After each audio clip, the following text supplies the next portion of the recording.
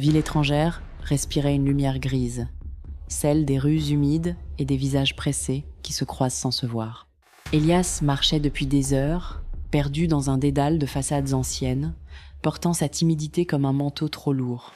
C'est là, devant la vitrine ternie d'un antiquaire, qu'il l'a vu, son propre reflet, mais pas le sien. Un homme debout de l'autre côté de la chaussée, identique à la millimètre. Même posture voûtée, même cicatrice au sourcil gauche. Soudain, le regard se fixe sur lui avec une intensité glaciale. L'air s'est figé. Elias a traversé, les pas résonnant sur le pavé.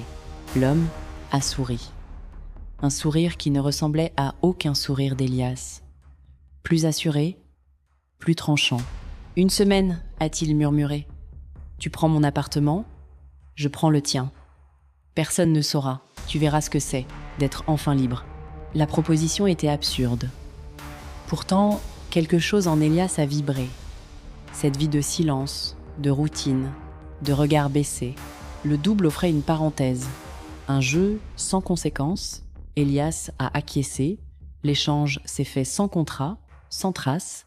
Juste des clés échangées, un sac posé sur un lit étranger et la sensation vertigineuse de glisser dans une peau qui n'était pas la sienne. Les premières heures ont eu le goût du vertige. L'appartement du double était spacieux, organisé, presque clinique. Des vêtements impeccables, un réfrigérateur plein, des dossiers rangés avec une précision maniaque. Elias a exploré, s'est senti vivant. Il a répondu à des messages vagues, a bu du café en regardant la ville depuis une hauteur qu'il n'avait jamais atteinte. Mais quand les ombres ont commencé à s'étirer sur le parquet, l'illusion s'est fissurée. En poussant une étagère mal ancrée, il a découvert un espace dissimulé. Pas de trésor, des photographies, des scènes sombres, des silhouettes au sol, des dates griffonnées au dos, des coupures de presse parlant de disparition et des objets personnels. Une montre arrêtée, un bracelet fin, un ticket de cinéma encore collant. Le souffle d'Elias s'est coupé. Ce n'était pas un collectionneur, c'était un archiviste du sang. Le double ne fuyait pas une vie banale, il fuyait une traque. Et il avait laissé Elias tenir les rênes pour mieux disparaître. La panique est venue froide, précise. Elias a couru. Il a cherché son propre numéro, a composé son téléphone. La voix du double a décroché, douce, posée. « Merci pour le séjour, Elias. Je m'adapte bien. Tes collègues me trouvent enfin intéressant. Ta mère m'a appelé. » On a ri. Le clic de la fin de communication a résonné comme un verdict. Il a couru vers le commissariat. Il a crié son nom, a exigé des empreintes, des vérifications. Les agents ont écouté avec une lassitude. « Monsieur, votre identité est déjà enregistrée. Votre compte fonctionne. Vous portez les vêtements et les documents de quelqu'un d'autre. » Il a compris alors. Le double n'avait pas seulement pris sa vie, il l'avait perfectionnée. Il avait corrigé les hésitations. Personne ne voulait d'un homme brisé qui hurlait à l'imposture.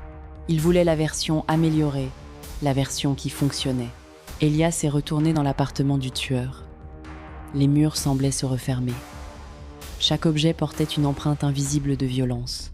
Il a regardé ses mains. Elles tremblaient. Il a réalisé que la proposition n'était pas un échange, c'était un remplacement. Le double ne cherchait pas à vivre sa vie. Il cherchait à s'y fondre, à y déposer ses propres ombres. Il voulait laisser derrière lui un bouc émissaire parfait, un homme sans attache, déjà marqué par le doute aux yeux du monde. La ville continuait de tourner dehors, indifférente. Elias s'est assis sur le bord du lit. Il n'était plus Elias. Il n'était pas non plus le double. Il était la trace qu'on efface. Le silence de la pièce n'était plus un refuge. C'était une cellule invisible. Et quelque part, dans la vie qu'il avait quittée, l'autre souriait enfin, sans effort, sans peur, parfaitement à sa place. Merci d'avoir partagé ce cauchemar. À très vite dans l'ombre du prochain secret.